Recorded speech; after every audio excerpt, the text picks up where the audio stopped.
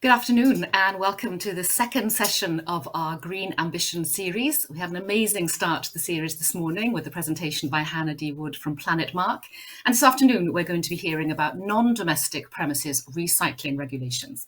Prynhawn da i chi a chroeso cynnes iawn i'r ail sesiwn o'n cyfres gweledigaeth werth. Gaethon ni sesiwn wych bore yma, a ni'n edrych mlaen nawr i brynhawn yma, lle byddwn ni'n sôn am reoliadau ailgylchu adeiladau an-domestic. Just before we get going, however, TV presenter, author and naturalist Iolo Williams is going to officially welcome you to this afternoon session. The welcome is in Welsh with English subtitles, and then the rest of this afternoon session and all of the events this week will be held in English. Mae'r croeso chi gysylltu yn Gymraeg os hoffech chi gan ddefnyddio'r Q&A. You're welcome to correspond in Welsh if you prefer using the Q&A facility. Helo yna, a croeso I gyfres y weledigaeth werdd busnes Cymru.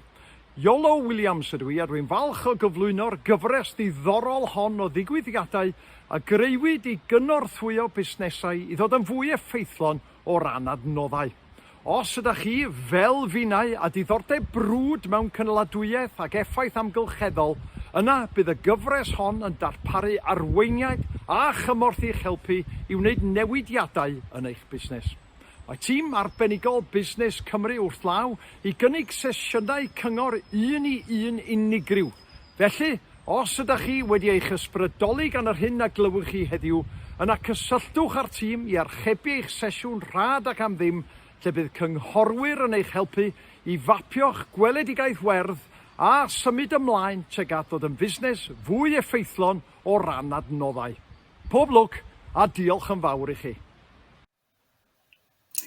Thank you very much, Iolo. Diolch yn fawr.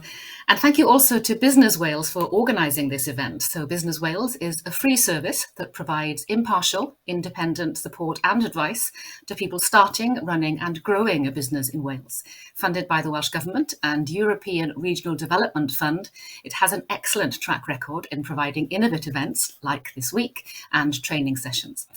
So this afternoon, we're going to be introducing the regulatory changes in business waste management that come into force during 2023 under the Environment Act Wales 2016.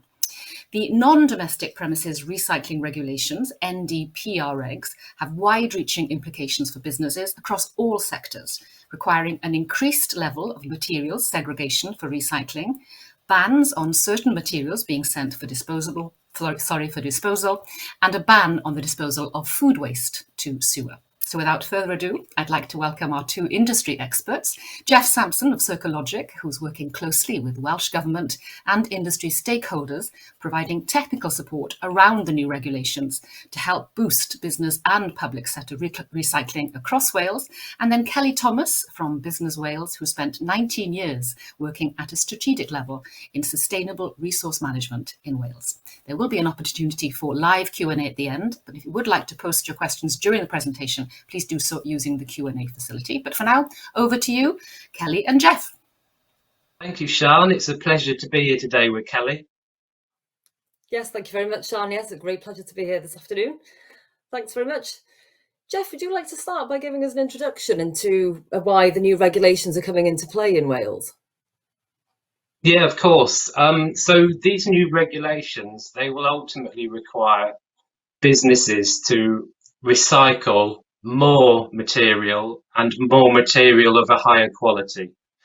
And that's really being driven, I would say, by a couple of high-level issues. The first being climate change, and everyone will be aware from COP26 of kind of commitments around reducing greenhouse gas emissions.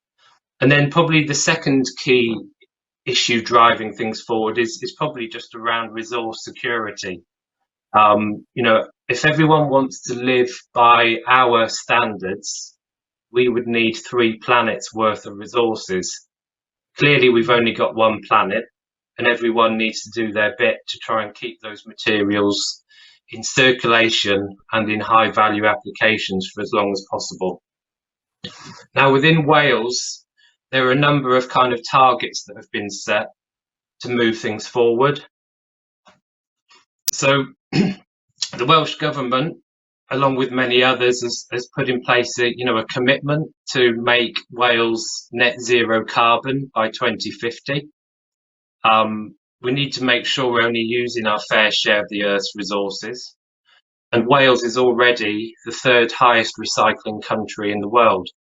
Now, that's largely been driven by great gains made around household waste recycling, whereas the business side of things has kind of fallen a little bit further behind, and we recognise needs more support.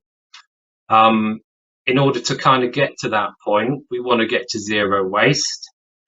We need to kind of do this in stages. So these new regulations are coming in to try and improve the levels of recycling across all areas of business and other non-domestic premises. So that will include things like libraries, healthcare settings, charities, etc. Okay. Ultimately, recycling is just one step towards where we want to be. And the term that's kind of commonly being used now is a circular economy. So Wales has issued a strategy called Beyond Recycling, which reflects, that we want to do more than just recycle. We want to keep items used. We want to reuse items, repurpose them. Things like sharing come in, and we need to move away from single-use packaging and other items that are thrown away after just one use cycle. Ultimately, the diagram at the bottom right kind of quite eloquently depicts this. A linear economy is where you take something, you make it, you buy it, you use it, you throw it away. We're trying to transition through that diagram, moving to much higher levels of recycling, so those products kind of are used over and over again before they ultimately get disposed of.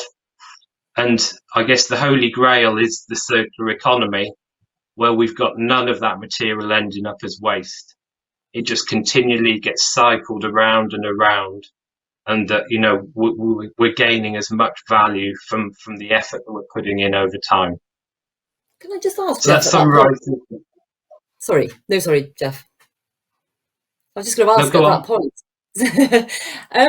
So we talk about the circular economy. It's quite a big change to shift from where we are now to 100% circular.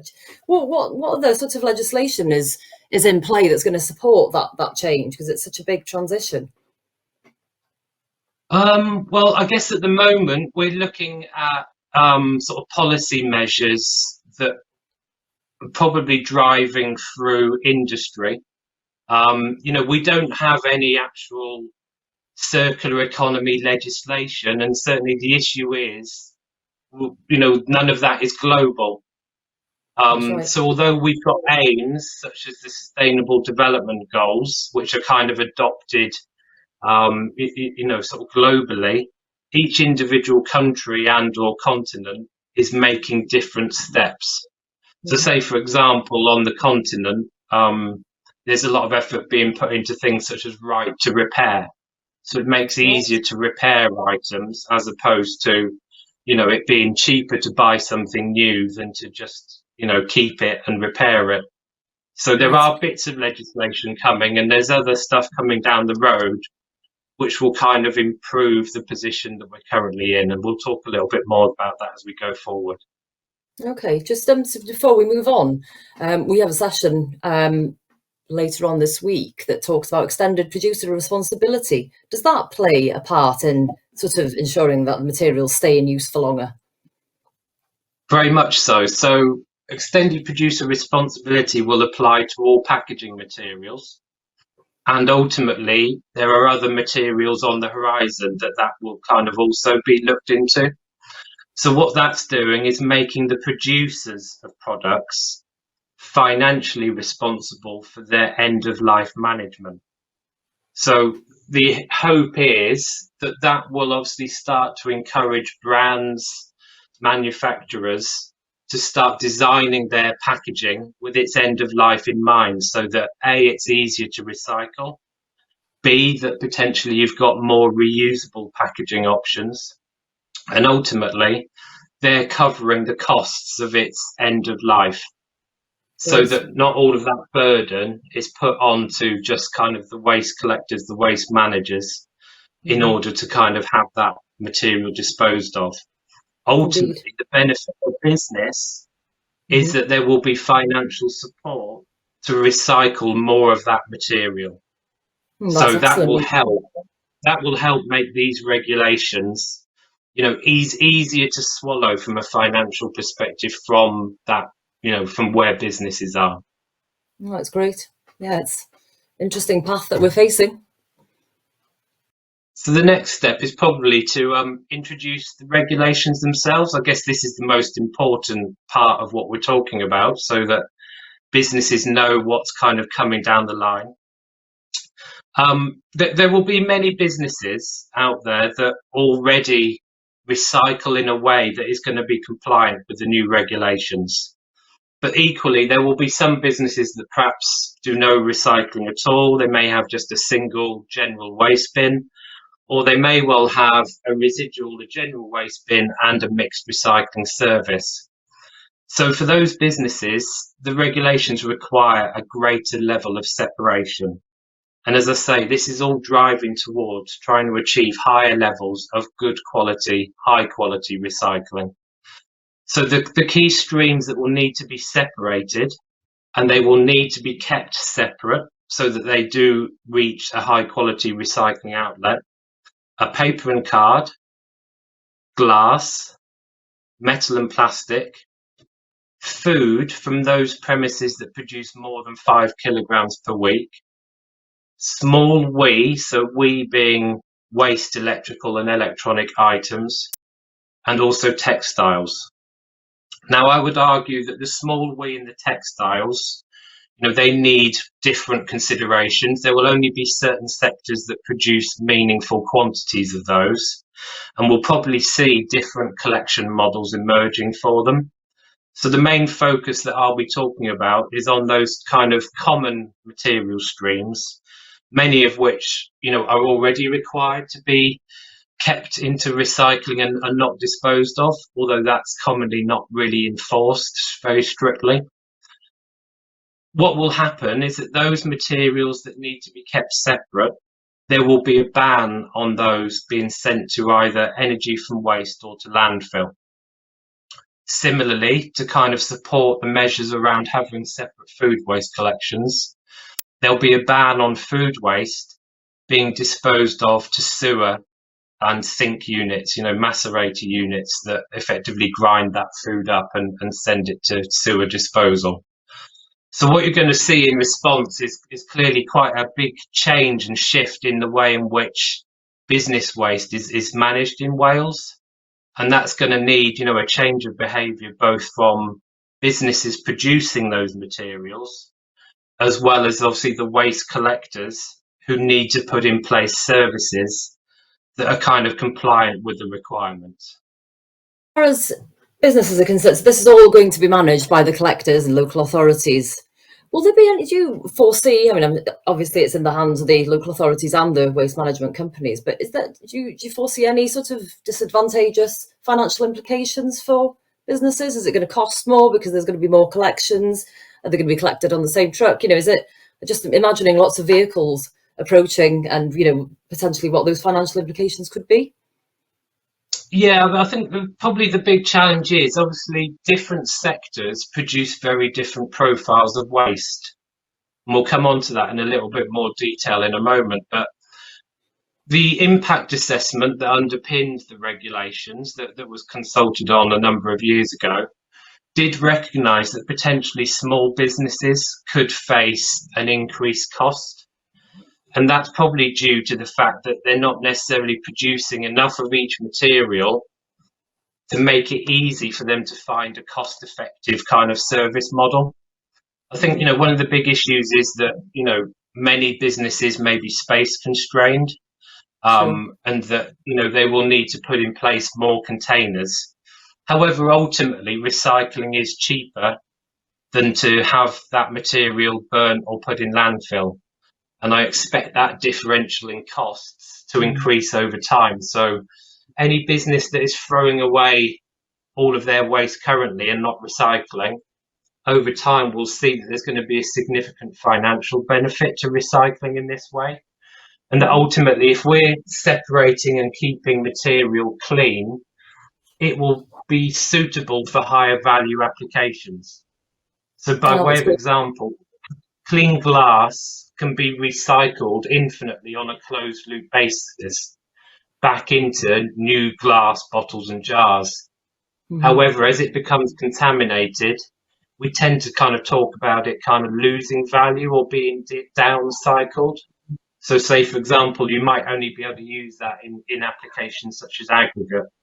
So this is really about driving to keeping the material, clean, separate, so that it can be easily managed and readily put into those high value applications.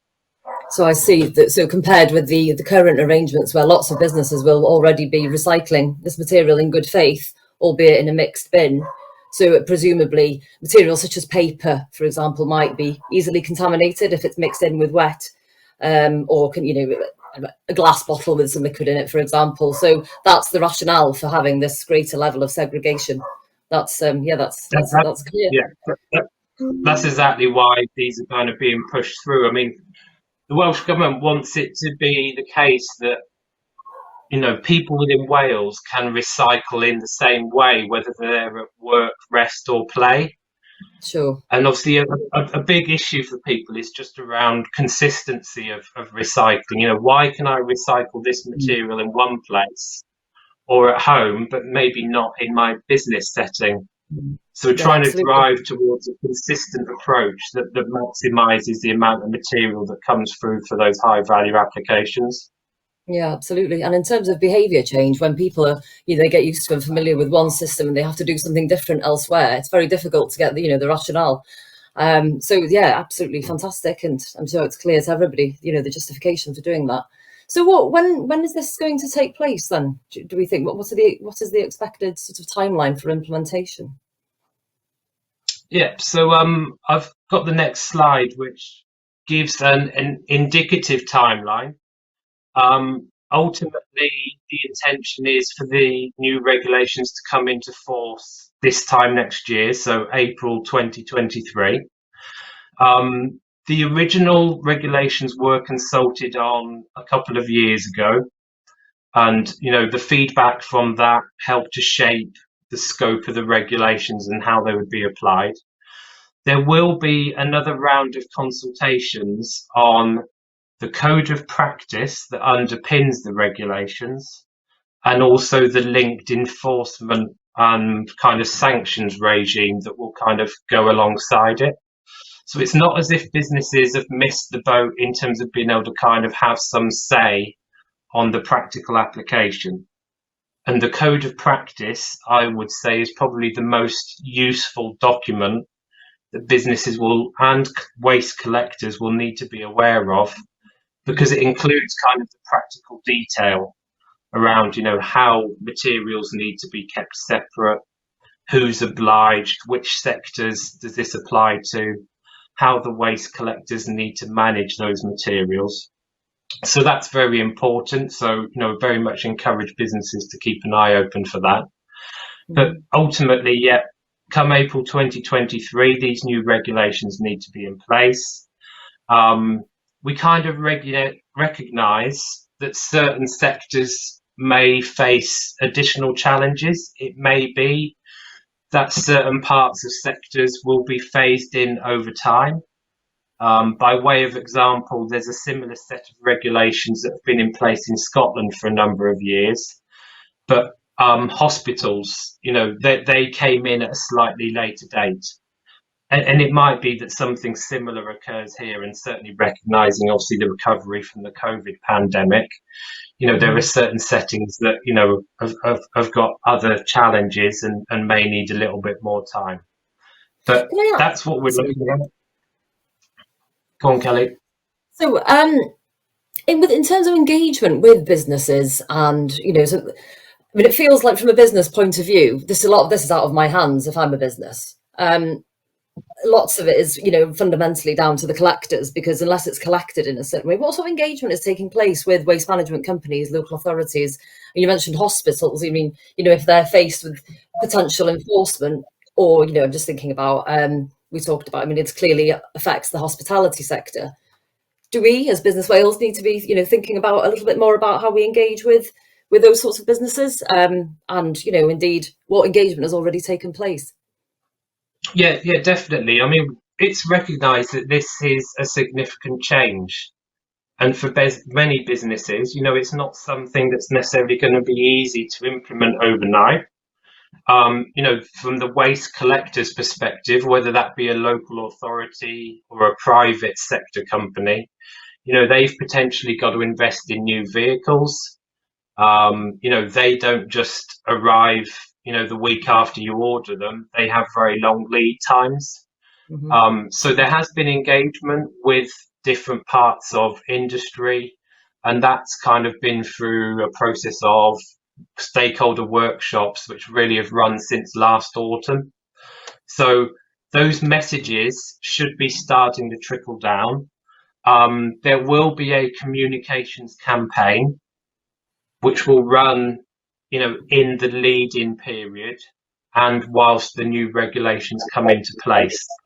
So, that is very much the time to be starting to ask questions of, your service provider, or to be reaching out to Business Wales and other sources of information to make sure that those kind of preparations are taking place.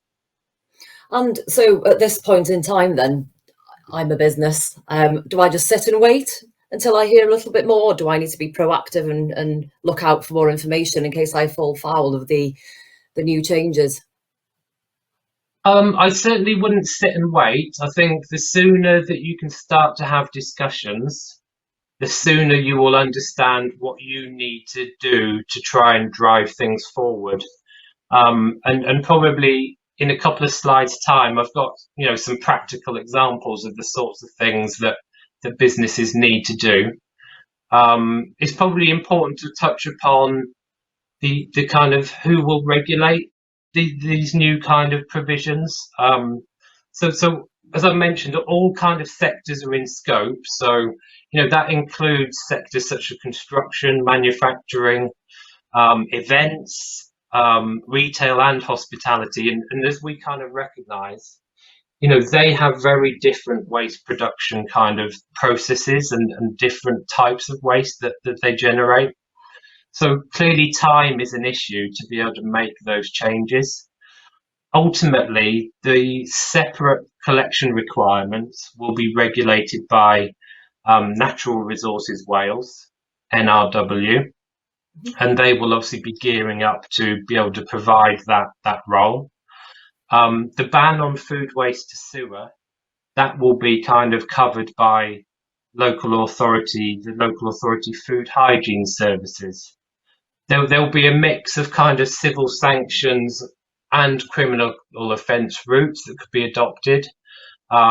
So clearly no business wants to set out to fall foul of the regulations. So the sooner that they can kind of start to understand the position they're in, what they need to do to change, understand what their collector and or, an alternative collection service provider can offer, is going to be important to make sure that, things are being done at the right points in time.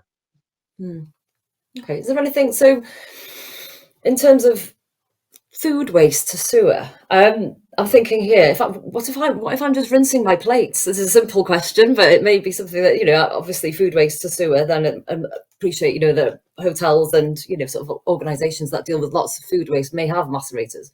Am I going to be breaking the law by rinsing my plates? No, you won't be. So it's, an important distinction is that liquid waste clearly won't be banned to sewer, and kind of the wash water, which might be used, to clean plates or even to kind of wash down. If you're, say, a food manufacturer who's done a batch of one product and is switching over to another one, that wash down process, that ultimately won't be banned in terms of what can kind of go down to sewer. So, the focus is very much on keeping, food that was intended for consumption. We don't want that being disposed of in a certain way. We want it kind of being recovered.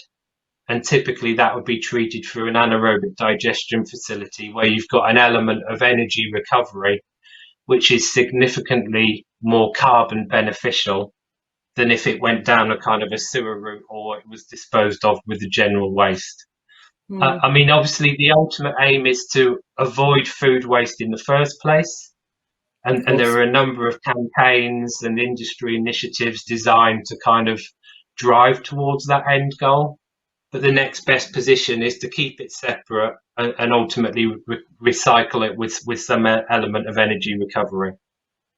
Some businesses can, of course, take action now, can't they? Where, for example, food waste collections are in place. Lots of local authorities in Wales do collect food waste.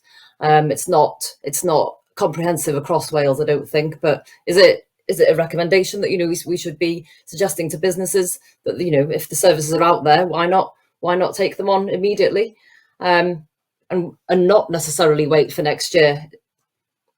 No, by all means, and depending on who collects, your business waste currently, many private sector collectors, for example, may apply an additional charge. If your general waste bin is over a given weight, that cost may be subject to some weight-based surcharges. So obviously, if you've got very heavy waste within your general waste bin, such as food, such as glass, there could well be a direct financial saving from separating it now and recycling rather than it all being kind of disposed in a single bin.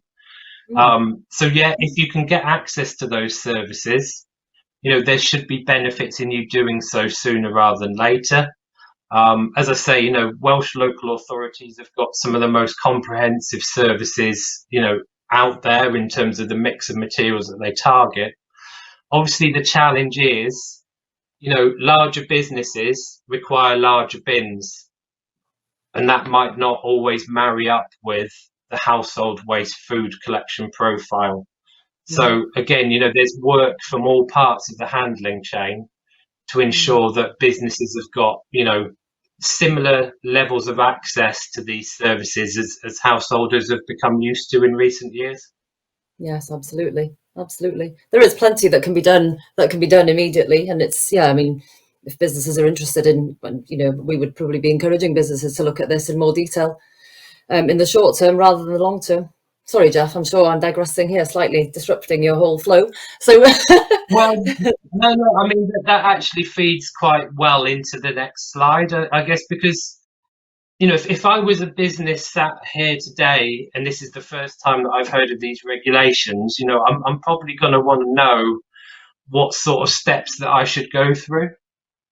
So this slide just tries to offer a bit of a checklist, really, so that you can kind of see where you are on that journey towards a high level of recycling.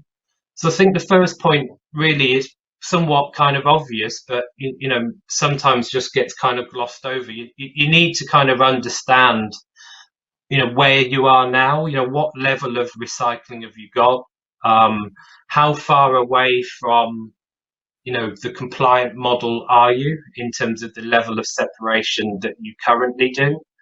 What are the contract constraints that you've got? How quickly could you change?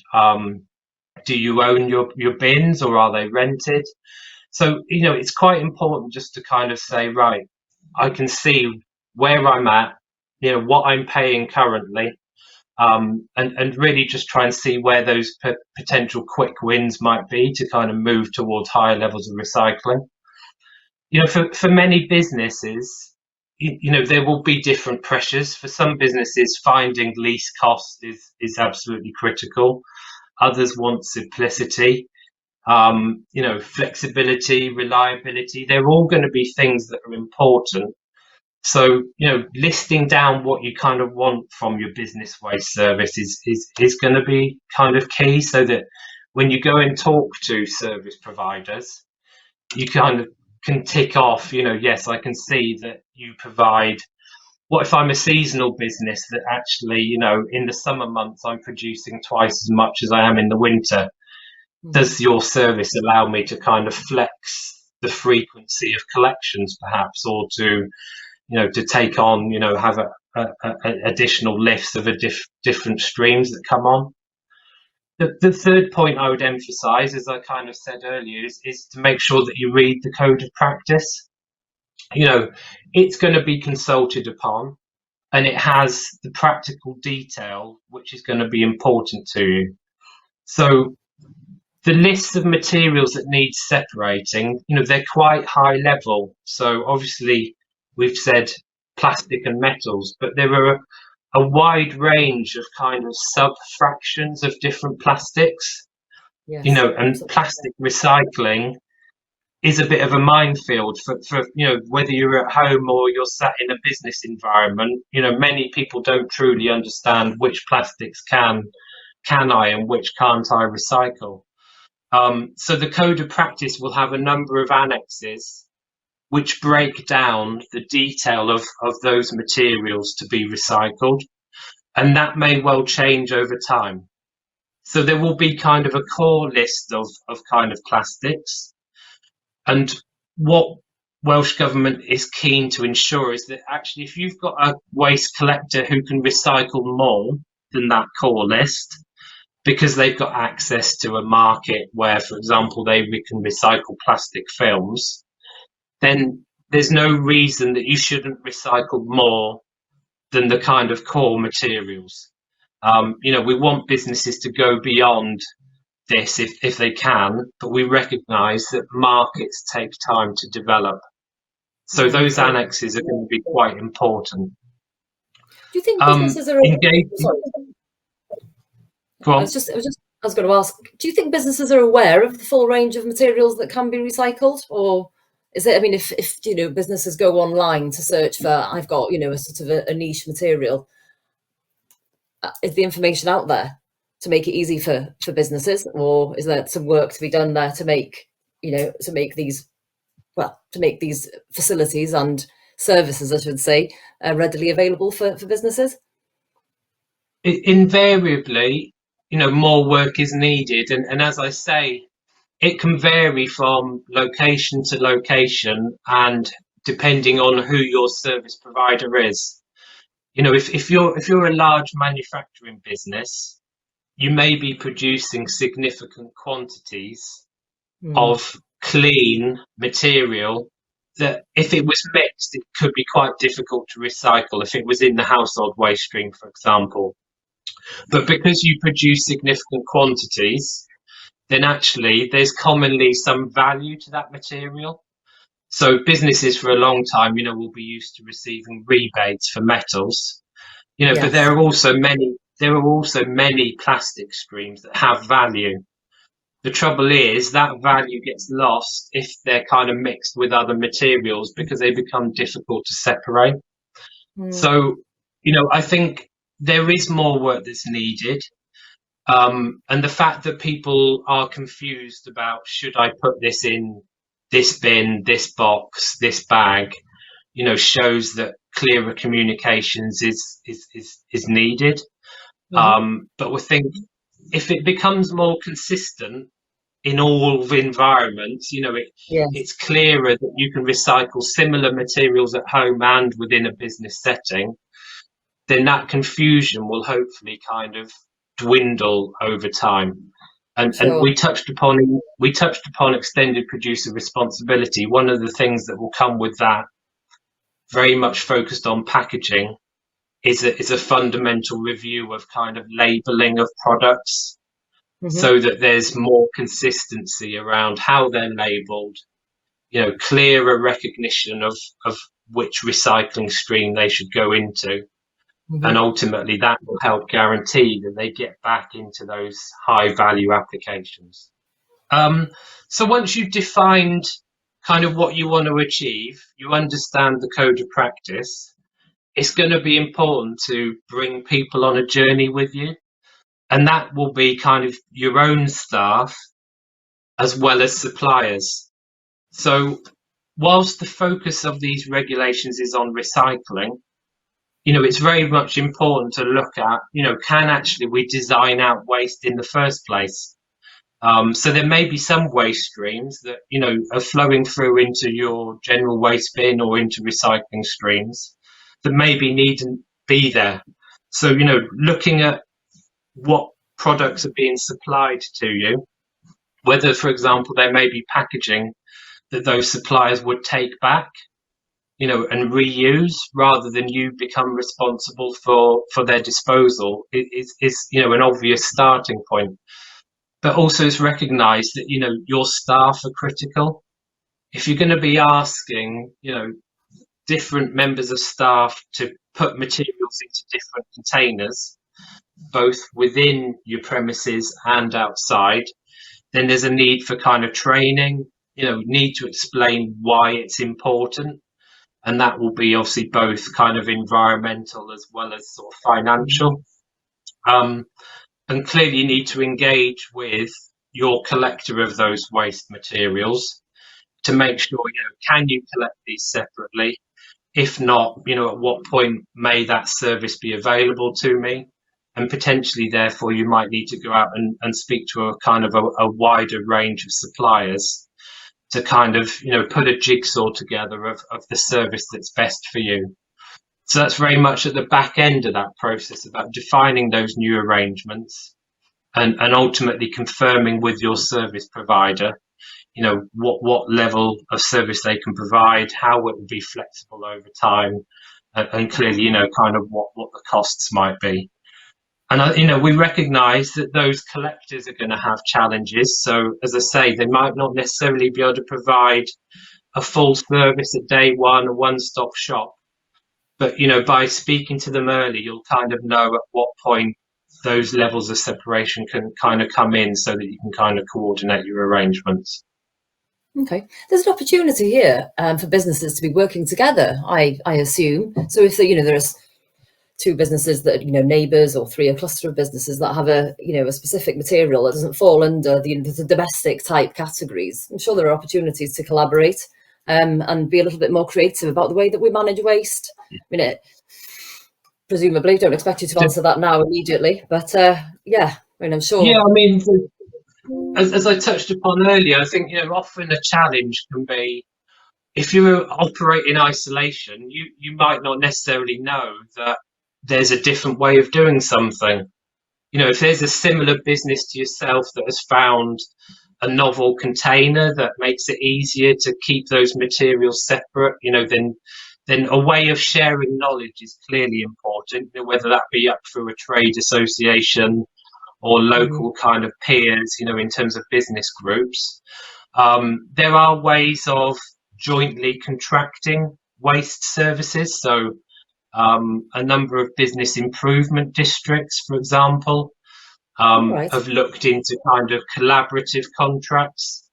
If you're a small business within, say, a shopping centre, you may well have a kind of an overarching facilities manager who kind of manages and coordinates the waste management arrangements. So obviously they would be a key first person to talk to about what their proposed arrangements would be to kind of put these level of separate collection requirements in place. I mean, you can just work locally with neighbours. The key thing to say, though, is you still need to kind of adhere to your own duty of care. So duty of care requires you to be assured that you're passing your waste onto a collector, who is appropriately licensed to carry and manage that waste. And ultimately, you need to be confident that that material is going where it should be. Of course, so that can be a little bit more tricky, where you kind of are grouping together, but it can still be done. Sure. Duty of care, of course, is something that's been in play for a number of years. So all businesses should be complying with duty of care currently anyway. Okay, that's interesting. So, in terms of, I guess, sort of, we touched on some of the practical issues and implications. I think, for many businesses that we've found, through the stakeholder engagement, space is an issue. So, especially when faced with that prospect, well, I've got one or two bins now. How am I going to accommodate potentially having somewhere between 4 and 6 different bins? Some people just say, well, it just cannot be done. There are always examples of businesses similar who are finding a way to address these challenges. On this slide, I've just got a couple of kind of watch points. So you might not necessarily need, a dedicated bin. Certain streams can be collected, kind of in bundles. So card is a common example. And, to a certain extent, there are examples where potentially you can get card collected for free. So it probably just takes a bit more time and effort to find a way around the challenges. But, it's recognized that these things aren't necessarily going to be practically easy to implement. Certain waste streams may be appropriate for kind of sack collections. So again, very small businesses, for example, in a high street environment, not a lot of storage space, commonly need to look towards sacks rather than bins. And very much kind of local authority services tend to offer, some sack options, that are flexible for those very small micro businesses. Food waste, may seem daunting to a business that's not currently separating food waste. There is a lot of guidance out there. There are a lot of case studies. Concerns about obviously food handling, spillages, etc. Most collectors will provide liners. Many specialist collectors will effectively do a bin swap, where they'll take a full bin and swap it for a clean and empty one. The access to that sort of level of service would probably be expected to grow over time. I guess another sort of practical point around food is just being a little bit careful around engaging with your collector so that you know what materials and packaging can be collected and recycled with that food waste stream.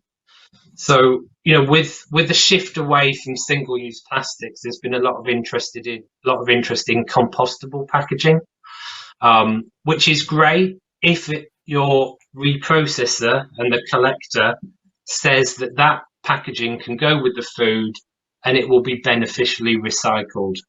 That isn't always the case. So you need to be careful that you've kind of checked with your collector first that it's appropriate to use that packaging, and that it then consistently goes with that food waste stream, because a degradable plastic or compostable packaging, if it was put into your normal recycling service, that breaks down over time and degrades the quality of the rest of the material. So just need to be careful that you think you're doing the right thing, but you very much need to engage with the service provider collecting your materials, that it's appropriate for those different items to go into those different waste streams. Is the overarching principle to just avoid packaging in with the food waste altogether for the time being, and just keep it clean food waste? That would obviously be the safe starting point. However, it's recognised that most residents as well as business occupiers, value wanting to be able to have some sort of liner for that food waste. Just a liner. And businesses tend to produce wetter food waste than you would produce at home. So a liner tends to be pretty fundamental, but there may be other packaging items that are permissible, but that's where you need to be careful and not just assume that it's fine for that material to flow through with the food. Thank you for clarifying that. It's good. So I think I've moved on in terms of slides. This was just around trying to look at ways, all businesses are there to try and, make some viable level of profit or to sustain themselves, and that clearly they want to keep those costs as low as possible whilst doing the right thing. So, if you're doing more recycling, make sure you look at what's going to be left in the general waste bin. So it's important that if you're now separating those materials out, that you look at, can you reduce the costs of what's going into the general waste? Could it be collected less frequently? could you use a smaller bin? There are various ways in which you may be able to offset some of the additional costs, where you've got more lifts by rationalising what's going on with that general waste service. And as I say, I've come across quite a lot of examples of businesses who actually have been able to change, for example, some of the packaging types that they use, which means that ultimately it never actually ends up in their waste stream. So, for example, I came across a cafe recently that was taking milk from its local farmer, but rather than in pouches, it was in tubs that the farmer was happy to take back again and refill. So you've engineered out, a bulky material, which ultimately would have costed you something, even if you were recycling. So there's often a bit of a misnomer. Well, if it's recycled, surely it should be free of charge. There's still a lot of energy, there's transport that goes into getting that material back into its new product. So there is typically a cost involved. But that cost you would expect to be lower than it going into a kind of a residual service. So, you need to shop around to find the best deal, as you would do with most other commodities. I mean, historically, I would say that local authority collectors of business waste have typically been cheaper in terms of recycling costs, whereas the flip side is the private sector may offer the lowest general waste collection costs. So if you're prepared to live with more than one service provider, you might find that, splitting those up actually kind of gives you the lowest cost option. So, it's a balancing act, isn't it? We know businesses, they're time constrained. Waste isn't usually at the top of their kind of priority lists. But, in trying to find that right balance of recycling as much at lowest cost, you may need to look a little bit further afield than has historically been the case. And certainly when the new regulations come in, it might be that you need to go through a broker, for example. So if you did a Google search, business waste collection in my town, typically the first 2 or 3 entries that come back on that search would commonly be brokers. So they don't actually operate vehicles themselves, but they will act as a go-between to kind of knit together bits of service provision for you that match your requirements. And they'll effectively subcontract that. And it might be that that's kind of, the route that needs to be gone down for a period. If your current service provider is saying, sorry, at this point, I can't actually collect all those materials separately. Are you aware of any? I think there are opportunities, but there's obviously some harder work or a bit of effort required to unlock them. Yes, absolutely. I'm just thinking about, looking at the waste stream. I'm thinking about, waste audits. I mean, do waste management companies, local authorities carry out waste audits on behalf of businesses? Because this seems like an opportune moment, really, to thinking about, the waste hierarchy, minimising, reducing, eliminating, then recycling as a last resort, almost. Certainly some will. Some will provide, training that goes alongside the package of services that are there. If you're a larger business, I would suggest that maybe, a waste audit is worth conducting, whether that be through your service provider or, a third party who will give you some business advice around kind of waste and recycling potentially. But similarly, once a good practice model, for example, a cafe has been defined, most cafes will produce very similar waste streams. Sure. So, once your service provider kind of knows what the optimum mix of bins and frequencies is, they should be able to kind of actually help inform you on what that looks like. So again, speak to the service provider, but also speak to your peers and perhaps just look at what they're doing, what works for them, and obviously going through the likes of Business Wales and other sources of guidance will help kind of drive that forward, so that you can kind of see there's no point reinventing the wheel if another business has already found a solution for it. Absolutely, absolutely. And, we think, just in terms of reinforcing some of the terms we've heard already, the circular economy, we do need to be thinking about eliminating, and it's certainly reducing, reusing, and then recycling as much as possible, with landfill and disposal being the disgusting word that we prefer not to use at all. Okay, thanks, Jeff. Is there anything else on the horizon in terms of policy or legislation that Welsh businesses should be aware of?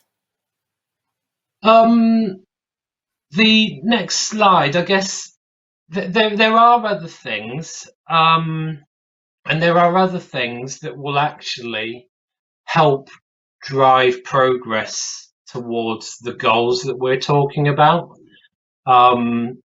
One example, as we've touched upon, is extended producer responsibility. That is coming in for packaging in the next 1, 2, 3 years. The timeline is still to be defined at what point it comes in for businesses, but it will apply. That will start to provide financial support for the recycling of packaging streams. So it may be that the market actually gets to a point where you could recycle packaging streams, common packaging, for zero cost or very close to zero. So that is going to obviously help with what's required under these regulations. I mean, I would say that generally, it's just good business practice, and the greatest savings are going to be achieved if you can avoid that waste being produced in the first place.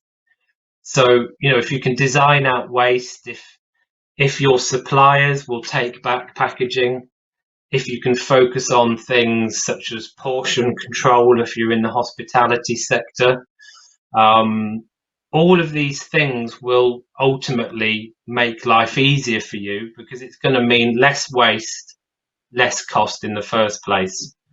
And I think, the sentiment within customers now is very much that they expect, businesses that they deal with and that they buy from to be kind of responsible and to be doing the right thing. And that certainly, there are a large number of businesses out there now that are kind of putting sustainability at the core of their business model. Yes, we need to be careful of greenwashing. We need to be careful of businesses making claims that aren't substantiated. But, there are large numbers of businesses now that really see the benefit, and that their customers are demanding that these things need to be done. And that ultimately, we go back to that first point I raised around kind of resource security. If we can keep more of this material in circulation and locally accessible, that's better for businesses. I mean, I was working with a company last year that was importing a product from the continent. And I think, because of the perfect storm of the pandemic, Brexit, and other things that were going on, this product, which at one point they could order and have delivered within 5 to 7 days, was now taking in the region of kind of 8 to 10 weeks. And I think as we see more global disruptive things going on, which seems to be increasingly common, actually access to those resources is now a big deal for a lot of businesses, in terms of how do I get hold of these items? Are they going to be commodities that are in shorter supply? So, the long-term aim is, let's keep this material in circulation and, a very high quality. And indeed shortening supply chains, so supporting our Welsh businesses by working together, essentially. And obviously we can't do everything in Wales, much as we'd like to, but indeed collaboration is key, I think, to developing a greener future. Absolutely. So I think probably my closing slide, maybe as you're about to ask, is what next? Is there anywhere else that businesses can kind of look? So obviously this Green Ambition series is covering a lot of relevant topics, as you've mentioned, in terms of things such as plastic packaging tax, wider things going on around extended producer responsibility and kind of carbon and reporting. So there is a lot of information out there to help businesses do the right thing and to get to a point where they're in line with these regulations. Recycling isn't new. In terms of the legislation itself, just look at the Welsh Government kind of website and look up for increasing recycling by businesses. As I say, that code of practice will be consulted upon. And ultimately, I would expect that to provide a landing page where you can then find further sources of support, and such as refreshing your mind on what duty of care actually means to you as a business. So that's important when perhaps engaging with a different waste collector or service provider. There's clearly Business Wales themselves. There are already a number of resource efficiency case studies on the Business Wales website, and there will be more material developed, specifically around these non-domestic premises recycling regulations. So, keep an eye on those. There's a lot of waste-specific information out there. So RAP is a very good source of guidance, toolkits, sector-specific campaigns. There's something called Guardians of Grub. So if you're a food waste producer, hospitality business, there's an awful lot of information around there around good practice and case studies, waste minimization.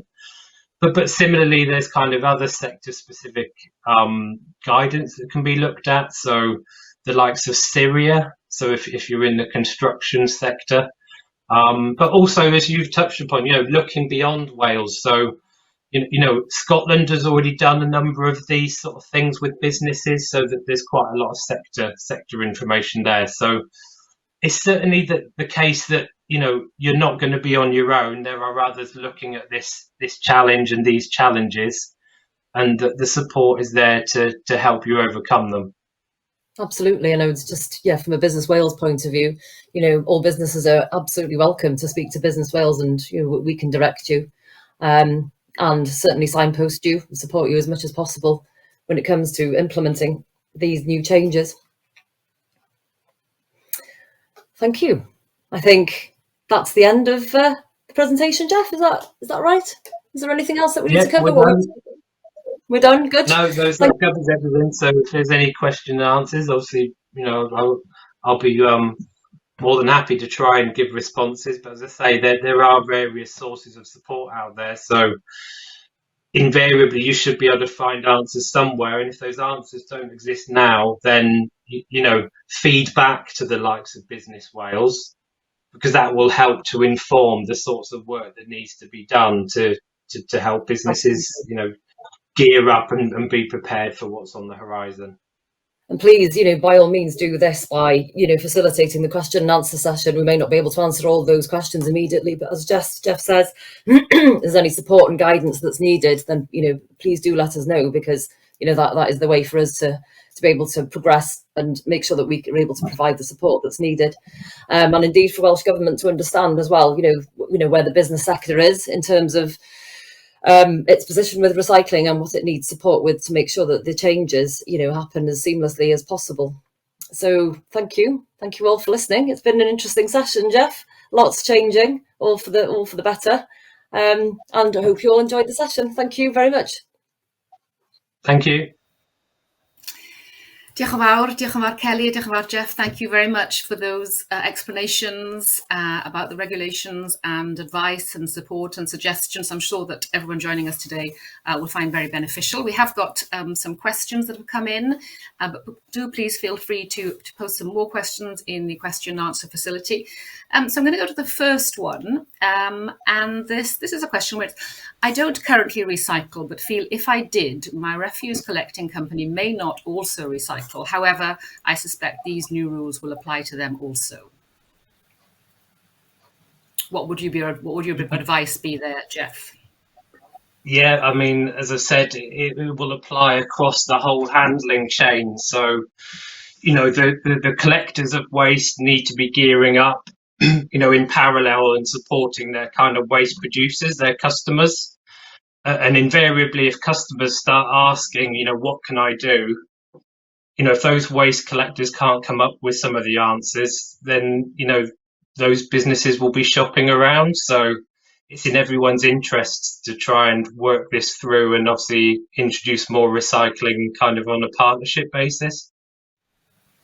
So how do businesses, is another question, as in how can I ensure the waste collector is legitimate and fully licensed? What are the key things they should do, they should check before signing an agreement? Because the question was, I feel if I did recycle, the refuse collecting company won't actually be recycling. So how can you be sure that what you're passing on is going to be dealt with correctly?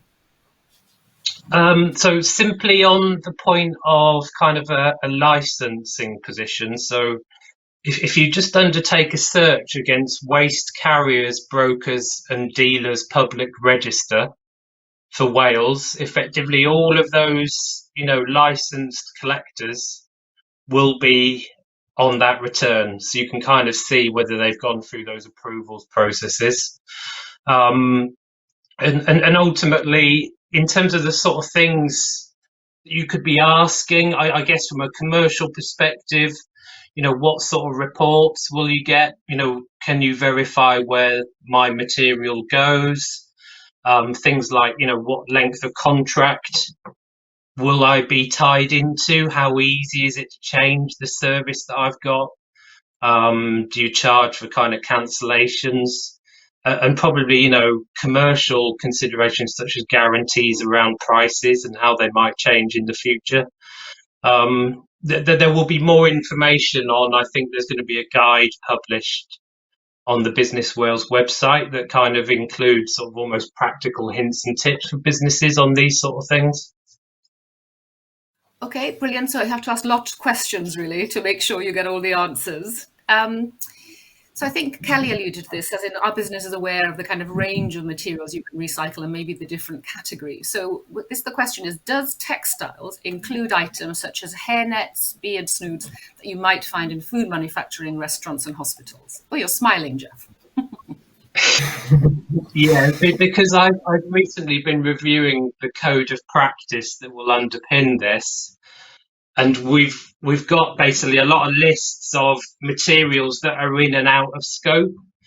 And textiles, I think, is an area that will need more work. So I can't really say definitively what's going to be in and out yet. And it may well evolve over time. I think there will be a focus on kind of the core textile materials to start with. But there will be other things that come in over time. So, for example, EPR, as we touched on in the talk, may well apply to things like mattresses in the future.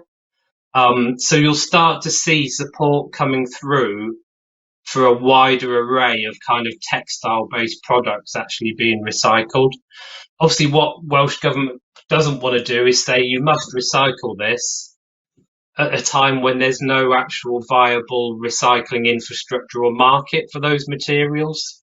Otherwise you're dumping material into a market that just doesn't have capacity. So, those issues are being worked through. And as I say, the code of practice, I expect that will evolve over time, saying which of those textiles and other materials are in and out of, the requirements. So at the moment, should the hairnets go into textiles or not? Or is that something to kind of come later? Sorry, I'm kind of pushing you on this to get an answer. Yeah, you're pushing me on hairnets. And I don't recall where hairnets were in that list of in or out. But if it's really something you want me to follow up, I'll go and have another look and I'll come back to you. Well, it's the person who asked the question. So if the person who asked the question does want any further information, they can kind of put it in the chat. Yeah, okay, so wait for the code of practice, because what's in it drafted now could change. When that comes out, it will be consulted upon, so that business will be able to have an opportunity to comment on why they think a certain material could be a challenge for them or not. Okay, and when is the code of practice coming out? To be determined, hopefully later in the spring, but it's got to go through the machinations of sort of legal reviews, etc., first. Okay, thank you for that. So Kieran was with us this morning as well. Thank you, Kieran, for the questions. This one is, if the legislations will put the cost of end of use on the producer, what implications will it have on solar panels, wind turbines, and electric vehicle batteries? So I would say that all of those specific items are unlikely to be within kind of that core list of materials that are in there at day one. You know, they're very specific and sector specific. Obviously, I recognise there'll be some metals in there, there will be some composites in there, and it's going to take time for markets to develop for those types of product. We're starting with kind of core products and materials that people are relatively comfortable with. And I think for businesses producing, you know, solar panels, there's obviously going to need a fair bit of work with specialist recyclers. But I would expect, you know, that will develop over time, and there's an awful lot of R&D going into things like battery recycling, etc., etc. But you know, they're unlikely to be on that initial core list from what I've seen. Excellent. And Kieran also has another question. So is there a resource that you can use to work out what options are best for your waste? For instance, recycling a material could mean transportation further afield. Yeah, the issue of transportation will just come down to probably where you are and what your waste collector has access to in terms of markets. So, you know, very much the simplest tool is to have that conversation. But there are other tools in development or available. For example, RAP has historically had something called a business waste calculator. So you could effectively put into this spreadsheet, you know, I'm a certain type of business, like an office. I have this number of bins currently. And that tool would try and reallocate how that waste could go into different recycling containers in order to achieve higher levels of diversion. So, you know, there are specific things out there. And again, I would urge people to keep an eye out for the guide that will follow this presentation, and to some of the search terms that were on that final slide, the likes of RAP, you know, produce quite a lot of sector specific tools. So invariably there will be some answer if you can kind of spend a bit of time looking and asking the right questions. Lovely. Diolch yn fawr. So the other questions coming in, with costs of energy increasing, is the value of recyclable materials increasing too? And will this be passed on by waste collectors to businesses? So the theoretical answer is a definite yes. So say, for example, the health of the recycled plastics market has always been very closely linked to the price of oil, as you might expect. The trouble is with our historic recycling and mixed recycling systems is that often there isn't the transparency there. So I think I touched upon in the main talk, you know, if you're a larger manufacturer who's potentially already separating kind of key process waste, you know, you're much more likely to be offered or given a rebate for some of those materials. So, you know, you directly get to see the fact that material is sort of tracking in price with some of these sort of changes around energy, etc. The problem with mixed recycling is there's a lot of costs in the background that are incurred that you don't see as a waste producer. You know, there's contamination in there that has to be thrown away. There's sorting, there's technology to split those materials up. And invariably, there will be times when the market is buoyant that the waste industry makes a good profit from them. But equally, there will be other times when they're losing money over those materials. So I think what we're driving to with these regulations is, with greater separation, should hopefully come greater transparency. an ability for markets to obviously reflect in the values of those commodities that go back into new products. Thank you. So the next question is, will I be fined or charged extra by waste collectors for cross-contamination of waste streams? So that remains to be seen. It obviously depends on the position that your waste collector takes. I would very much expect both the waste collectors and regulators to want to be more supportive as opposed to punitive, in the early days of these new regulations. I guess the only sort of practical advice I can give is kind of keep your waste secure. So I will often come across, trade bins that are left unlocked, that other businesses, passers-by could put contamination in there. You need to take ownership of that material that you're separating, and that everyone in that handling chain, needs to be responsible. Okay, so this is another question also about the kind of waste collecting. I'd like to be able to report on my own waste data for my environmental monitoring and reporting. What kind of data should I be able to get from waste collectors, as in, for example, tonnage of plastics recycled or something? Yeah, so obviously you would hope to be able to get that tonnage data. Again, it will depend on your collectors. So some collectors may be weighing individual bins. Some may only weigh the general waste bin, for example, where they kind of charge on a kind of a weight basis. Most should be able to sort of apportion back. So obviously if you've asked about specifically plastics there, but those plastics are in a mixed recycling stream, they're likely to kind of give you an indicative or average amount of plastic based on what was processed through their materials recycling facility. What you can do, again, there are tools out there to actually try and calculate these things yourself. So if you know how many bins were collected in a given period, there's something on the RAP website called I think it's the C&I waste recycling apportionment tool. You just plug in the number of bins and it will give you an estimated weight of those materials. But like I say, I think, ask your collector first, and see what they can provide in terms of data. I think the situation will improve over time because there's something coming in called digital waste tracking.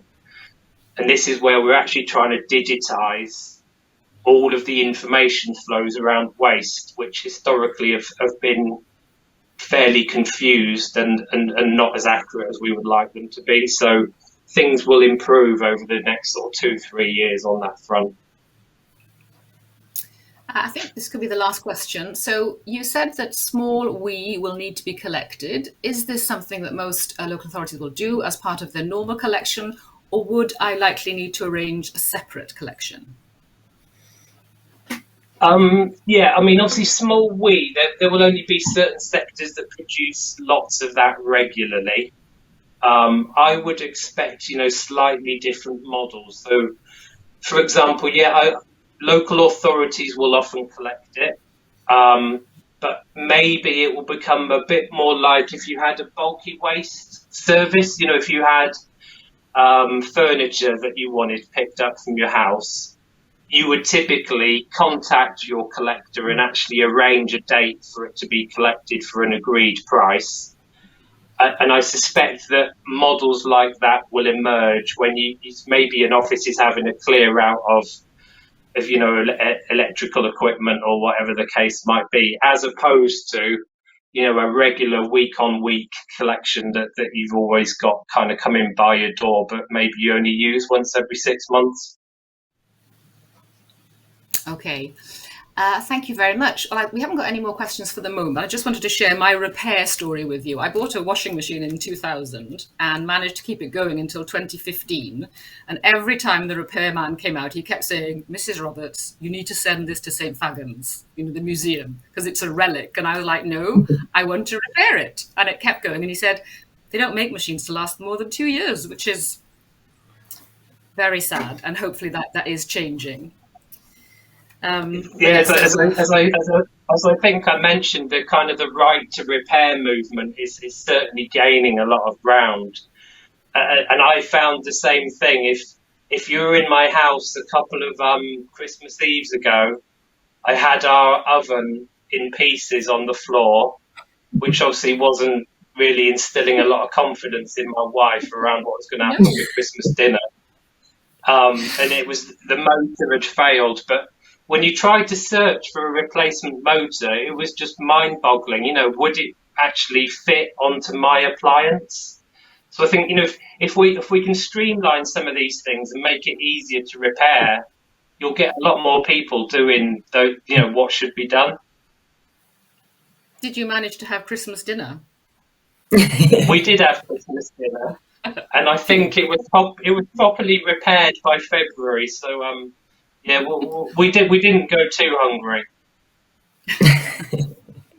Well, thank you very much to both of you for hosting the session. Of course, thank you to people watching who've joined us for their questions as well.